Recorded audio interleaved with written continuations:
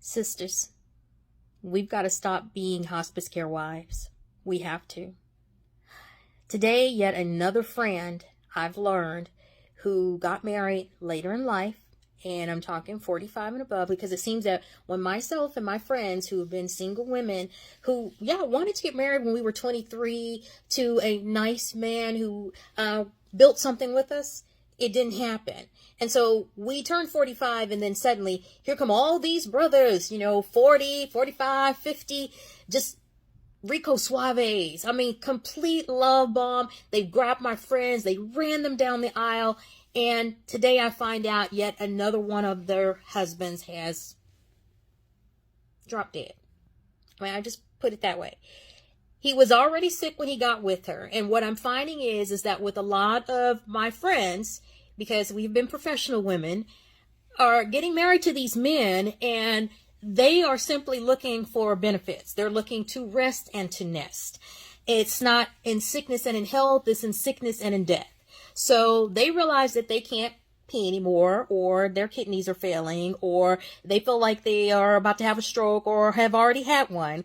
And then suddenly they meet my beautiful friends who've worked hard to do everything in life, to take care of themselves, to not be one of the 4 or 5 black women who are murdered every day by mostly black men.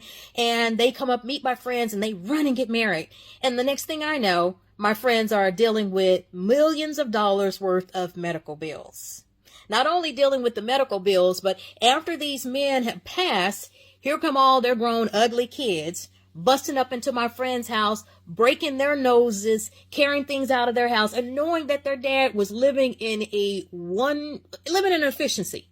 One of them was living with his mother, goes to live with my friend who has a house of her own, and then he passes away, and then here come all of his grown children and grandchildren kicking in her door to take things because they're certain that she's killed him, even though he's been on kidney dialysis for almost as long as, I guess a week after they got married. We've got to stop this, because here's the thing that we need to get in our heads, sisters. If he did not change y'all's babies' diapers when y'all were 23, 24, 27, you don't need to be changing his pants. If he did not push your babies that you had together after y'all got married in that house that y'all got together in a stroller, don't push him around in a wheelchair. Like the last funeral I went to was of a sister, a nurse, who married a man who had kids. She had kids. Sister doing just totally fine by herself. Nice condo. Marries him, moves him in. Few years later, he dies. A torso. Diabetes. Had every limb on his body taken off except for his head. He was a torso by the time they put him in the casket. She's left with his medical bills and dealing with his grown kids who feel that even though that condo was already hers before she married him, that they're supposed to be getting something.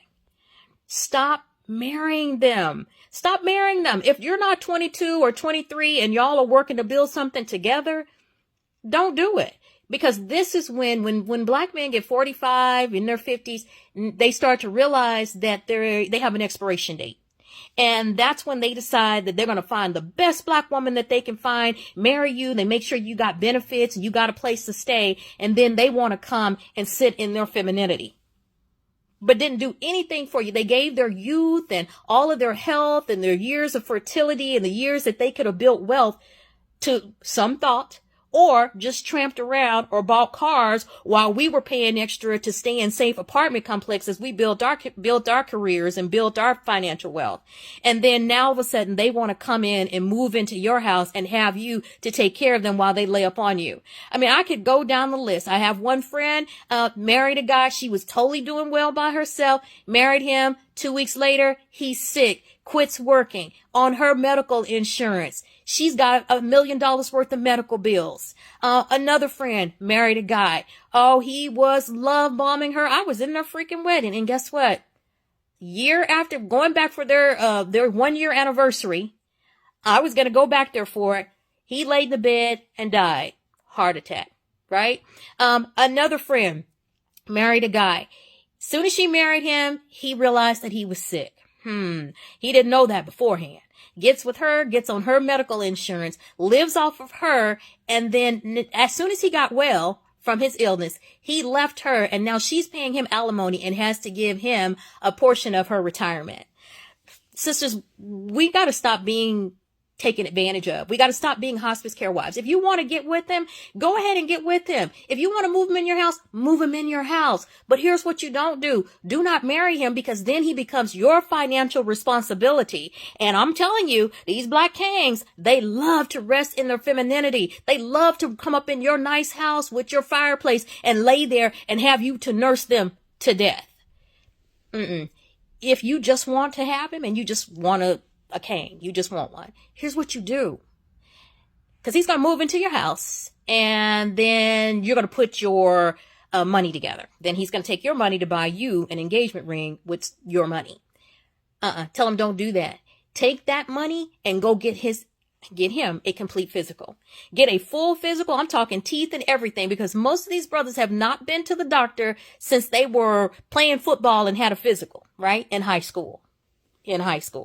And so missing teeth and all this. So look at how much you're going to have to pay to sustain him for the next 5 years, because most of them are dying like at 50, before 55. So if you marry him later in life, see how much it's going to cost you to take care of him. And try to look into see what those medical bills are going to be. Okay. Look at his health insurance, if he has any, and make sure that he stays on his health insurance and doesn't get on yours, because yours most likely is going to be better than his, because you will have, built up something and been at your job for a while. Don't put him on your medical benefits. Okay. Once you find out what his health is, then the next thing you do is go get a life insurance policy, no less than $100,000. Get a life insurance policy, go to an attorney, have a will written up, and have him to agree that whatever he walked in with is what he's going to be walking out with. And if he should die before you, which he probably will, then his grown ass ugly kids and grandkids and great grandkids can come and get his things in a trash bag sitting out on the yard, and they can come and get all of that. Okay. The insurance policy will be in your name. You will be the beneficiary. Now, if you all decide that if something happens to him, you want to give his kids, some of that, then y'all decide that and put it in writing and also have it on video. Because I can guarantee you this, their daddy could have had prostate cancer and been on kidney dialysis for 27 years. But as soon as he gets with you and moves into your nice house and you clean him all up and something happens to him, they're going to come running at you and accusing you of taking his life. Sisters, stop being hospice care wives. If you want to be with them, you don't have to marry them. Do not take any financial responsibility for these men that did not take any financial responsibility for you when you were younger and in your 20s. And some of these young girls, y'all trying to get with these old men because you want to be able to get their Social Security after they pass away. Okay, let me warn you against that, because some of them owe so much money that you ain't going to be able to get nothing once you finish paying for their medical bills and paying for all of the expenses that they have because they are sick. And again, your granddaddy is fine. You love your granddaddy. When I say fine, I mean, like, it's great. Like, I loved hugging my grandfather and being there with my grandfather. But it is something that is just kind of gross about an old man that has not taken care of himself. Because many times if they haven't had a woman to take care of and make them go to the doctor, they missing teeth, they smell like penicillin, shit, and curry, right? Coming out of their noses, hair all up places, missing the side teeth and all that. Stop taking them in. Don't let anybody use you. You've done the work. You've worked hard. You've been that worker bee, and you've been a busy ant working. Don't let him come in and take advantage of you. Don't be a hospice care wife.